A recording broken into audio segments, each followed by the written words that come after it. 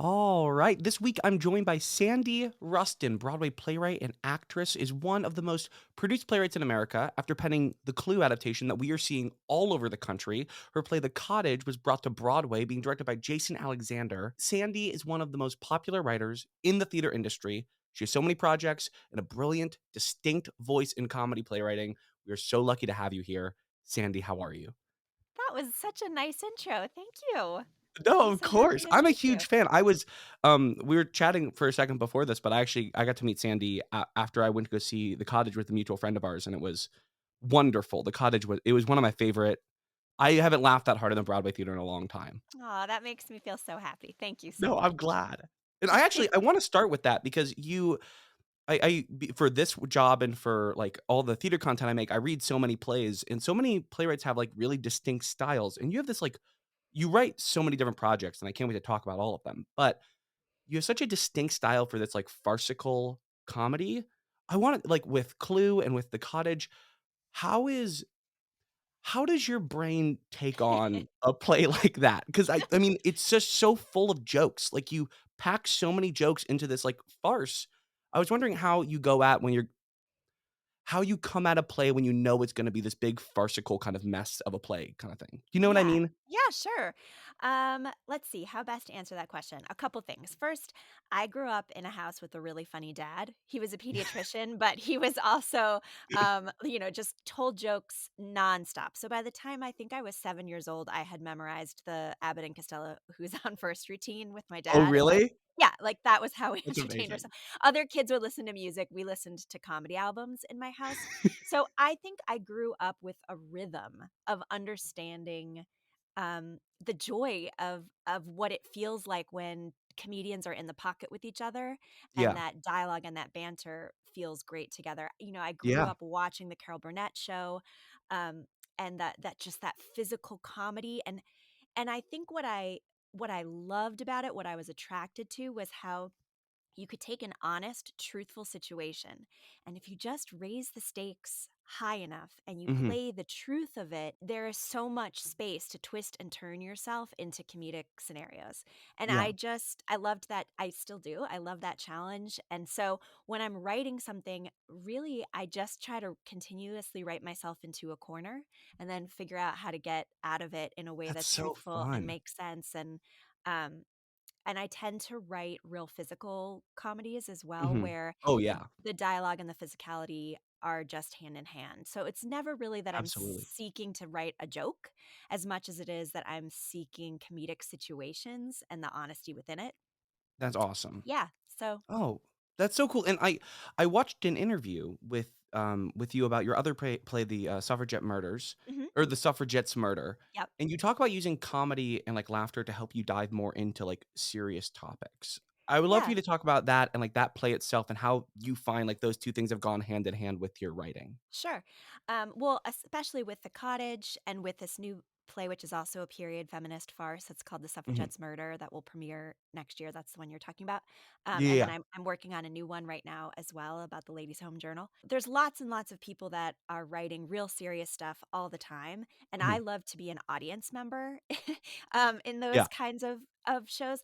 But for me, I come at things from a comedic angle, and I'm always interested in figuring out how can you talk about something serious with a comedic twist to it. It's a Mhm. bit of spoonful of medicine kind of Yeah, yeah, yeah. mentality for audiences, and sometimes I feel like the way an audience will receive information, it's different. The tone in which it's being given to them. So if you can present comedic material, serious material in a comedic way, Mhm. sometimes audiences absorb that in a way that they might not have been able to absorb that if it's being fed to them earnestly. So it's just another way of communicating information that feels important. Yeah, that's so cool. I feel like when people find a way to like tell a true story through a style of theater that is like incredibly difficult because we have so much contemporary theater and I love every piece of it. But it's so hard to find plays like The Cottage or like the play that goes wrong. Like these Mhm. plays that are so funny and have such a farcical energy to it, but also still say something, get a story across and make you like feel things for the characters. It's just such an amazing amazing thing. And before we went off, I was told by my producer beforehand that you could maybe read a little bit of the Suffragette Murders. I Ooh, if you would sure. want to, we would Oh, love to hear okay. a little. That would be so dope. But Yeah, if yeah, of course. Okay, so well, I just have the first few pages, so I can just read a few pages of it. please. Um, should I start with stage directions? Do you want to even hear Yeah, the yeah, beginning? I love a good stage direction, so Okay, so please. all right, this play is called The Suffragette's Murder. Act 1. Lights rise on the interior of the well kept Mayhew boarding house. We see the front door and inner vestibule, as well as a once grand, large windowed sitting room, furnished and decorated more than a generation ago in early 19th century American Empire style. To the right of the vestibule, a staircase to the second floor leads up to a visible second floor hallway lined with 5 tidy tenant room doors. A swinging door leading to the kitchen is off to one side. It is early morning, and sunlight streams through the stained glass transom above the front door. The curtains in the sitting room are drawn, though sunlight peeks through. Light carries on through the swinging kitchen door as well, where sounds of breakfast being prepared can be heard. Unnoticed, off to the side, sits Mr. Orton, deep in thought in a plush chair resembling a throne. After a moment, Mrs. Mayhew, a pragmatic, organized feminist preparing for an awfully big day, enters from the kitchen, dismayed to find the curtains not yet drawn. Upon her entrance, Mr. Orton sits up a bit straighter. Mrs. Mayhew calls up the stairs, "Lorelei!" She moves to open the curtains, mumbling to herself, "Ungrateful wench. I haven't got my rent money, Mrs. Mayhew, but I promised to make it up in service. I'll be down at the dawn's first crack." I'll give her a first crack. She's opened curtains that illuminate Mr. Orton. She startles with a gasp. "Mr. Orton!" He puts up a hand in apology. "Sitting here in the dark like some sort of criminal! We've got to break this habit of yours. Lorelei! You can't linger silently. Your presence unknown, Archibald. The other tenants have started to complain. Lorelei, I'm not going to call you again. Not today, of all days." By now, all the curtains are drawn. Sunlight streams in. As she calls up, Mr. Mayhew, with a spring in his step, enters from the kitchen. As dialogue continues, on the second floor, Mr. Albright comes out of his door, fusses with the lock, and makes his way down. Do you want more? Or should we No, stop that there? was literally oh my gosh, that was literally amazing. That was That's all the I be- could have the beginning the beginning moment of the play.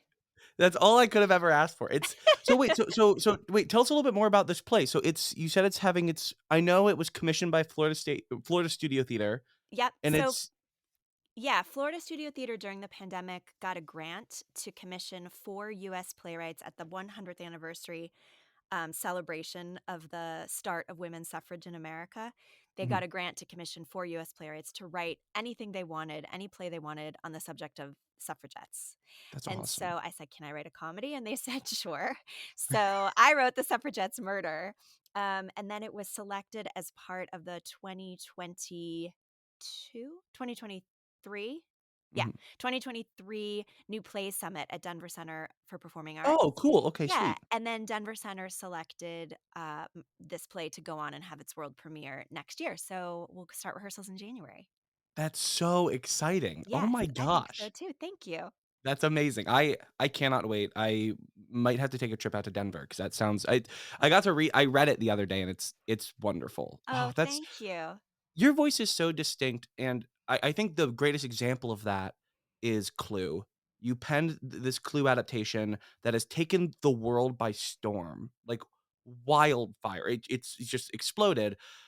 What's that feel like when you write an adaptation in this specific style and everyone I know it's going on tour now and it's going literally the I'm a graduate student at West Virginia University. Literally, like, our professional theater here is doing it this summer. Just Amazing. Oh, every season I look at, I see Clue by Sandy adapted by oh my Sandy gosh. Rustin, and I'm like, "It's so exciting." So, y It how's is. that feel? It's amazing. When you're a playwright, it's a very solitary art form because you're Mhm, mostly alone in your office or wherever you choose to write, writing something, hoping that one day you'll have an opportunity to share it with people. And mhm. sometimes that can mean just a reading, or sometimes it's just a workshop, or if you're lucky, maybe there's a regional production. For Clue to have caught on in this way, to become one of the most produced plays in the country, and to Yeah. be being presented all over in professional theaters and really in high schools everywhere. I've had such an amazing opportunity to speak to students all over the world. And Yeah. now our national tour just opened last week out of the Orpheum Theater in Minneapolis, and we're Mhm. booked for the next couple of years. Like, it's really thrilling to be That's able to amazing. reach this many people. Yeah. And it's 85 minutes. It's just intended to make people smile and have a great time. So to be able to bring laughter across the country in Oh, this yeah. way is it's so gratifying. So this has been It's a surprise, amazing, wonderful experience. it's so cool. I've read it a bunch of times. I've seen The Cottage. Like, I feel like if I were to bring, like, my if I were to have to bring someone who's not really in the theater community to a play to be like, "You're gonna love theater, I swear," I'd bring them to a Sandy Rustin play because I just Oh, feel like that's so what a nice thing to say. Oh my it's goodness, just I thank mean, you. I remember sitting there with our friend at the show watching The Cottage, and you and I hadn't met for the first time, and I was watching just laughing for 90 straight minutes. It That was an makes me absolute so and I mean, you had a happy. star-studded cast in The Cottage, Yeah. but it's just like your writing, it's so quippy, and you're right, like, it is just these comedic situations that you're constantly it's so interesting to hear you talk about putting yourself into a corner and finding a way out, Mhm. because that is such a, like, comedian's dilemma of, Yeah. like, creating situations and then finding a funny opportunity to get out of that to just find another one. It makes me so happy to hear you say that. I think sometimes, well, I should say it this way. When I was a teenager, my dad got really, really sick. And one of Mhm, the things that really helped us along the way were, of course, those comedy albums that we had listened to when I was yeah. younger. And also,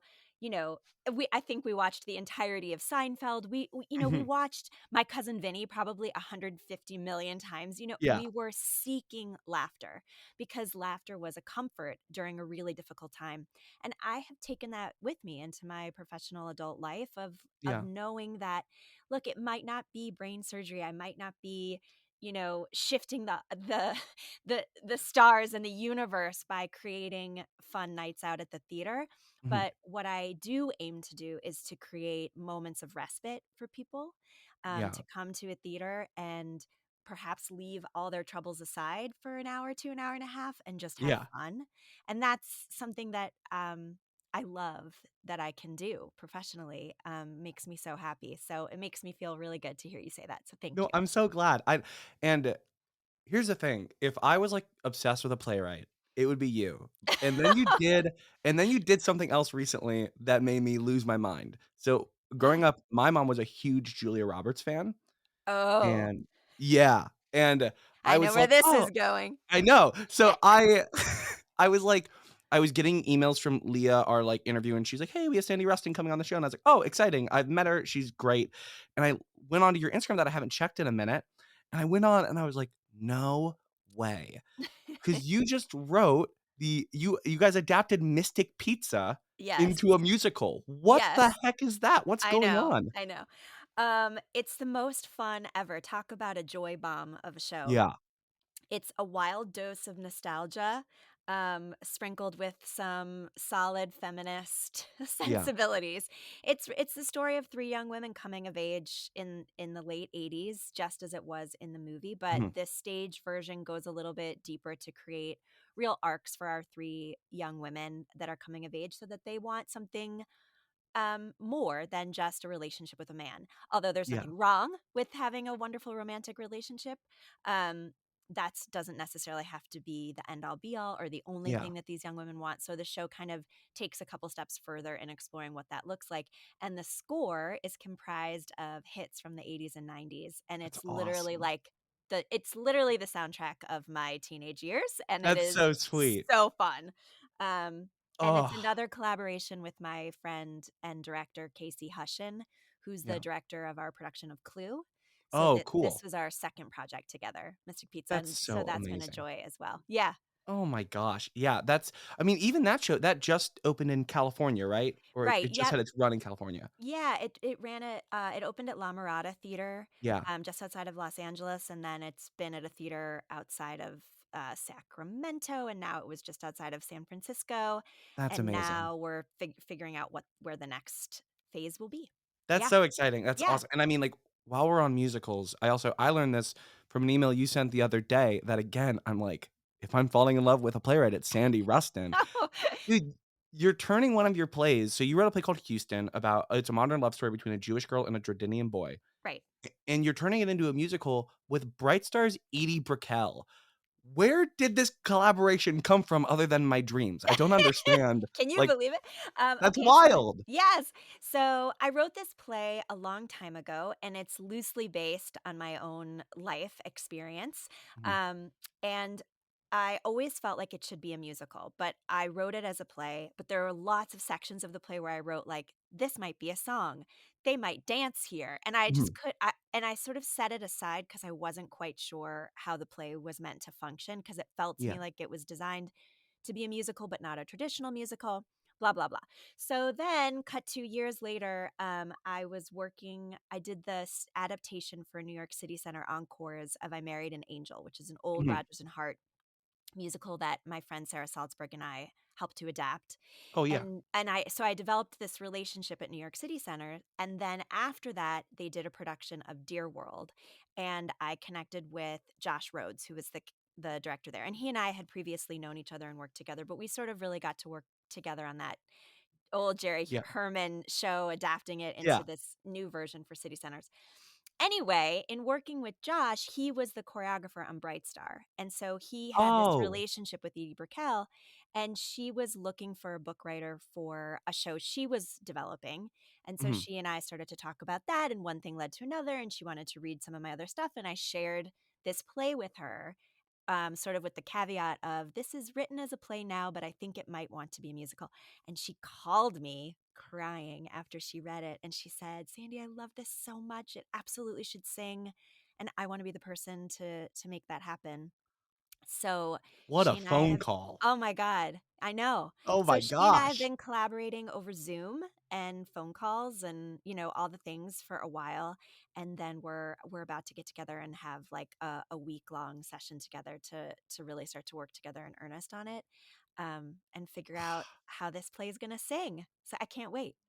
That is so exciting. I I cannot wait to agree. hear all about it. I feel like your work spans so many different genres and so many different types of theater, and I wanted to end this interview by asking you about something else because truly, like, we just had, Douglas Lyons, who wrote Chicken and Oh, Biscuits yeah. on, Yeah. and I was talking to him I freaked out with him because he wrote for the Fraggle Rock thing, and I was telling him, like, I love the Jim Henson Company, I grew up on them, and I was going through your website, and I see that you're working on something with the Jim Henson Company, you're working on, like, a piece with JC Media Consulting that's tailored for kids. I am so impressed by your massive span of, like, different things that you create. Going into these other pieces, because, like, personally, like, the pieces that I've written have primarily been for, like, high school audiences. What is it like writing all these, like, things that go to Broadway and tour and all this stuff, and now you're shifting to I don't know what you're making with the Jim Henson Company, and if you can talk about it at all, I'd lose my mind. But, um, tailoring pieces for kids as well and writing something for a younger audience, how does your brain kinda shift for that? Yes. So, okay, that was a big question. So let me I see know, if I'm I can. sorry. No, no, I it's saw okay. I yeah, want to separate it out into different pieces. So, yeah, I actually have always loved writing YA and writing for young audiences. In yeah, fact, there was a time in my young life where I thought maybe what I really wanted to do was open a children's theater company and just exclusively write and work with yeah, kids. I really love that part of my life.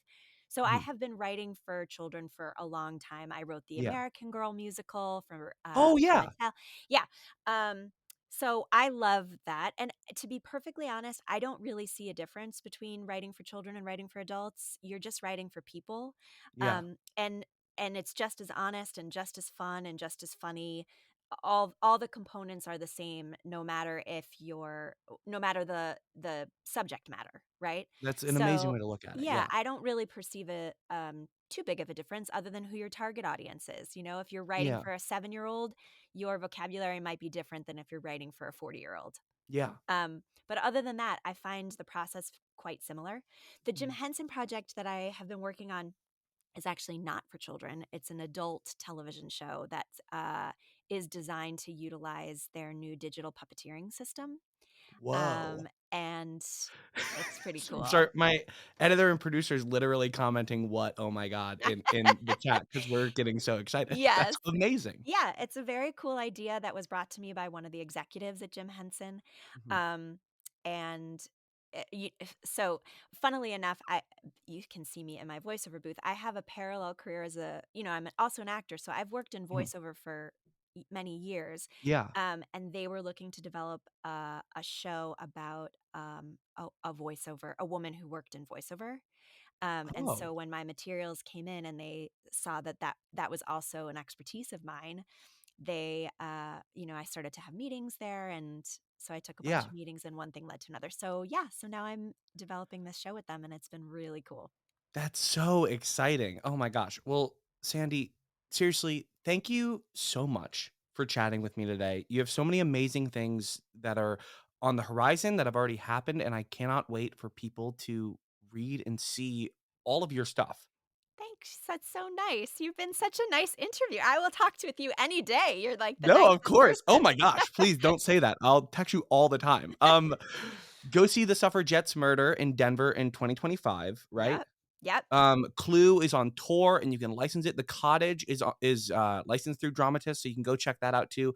Go check out all of these pieces. If Mystic Pizza is happening in your area, I will be incredibly jealous. So go see that also. And thank you so much, Sandy, for being on the show. Thank you so much for having me. This was a pleasure.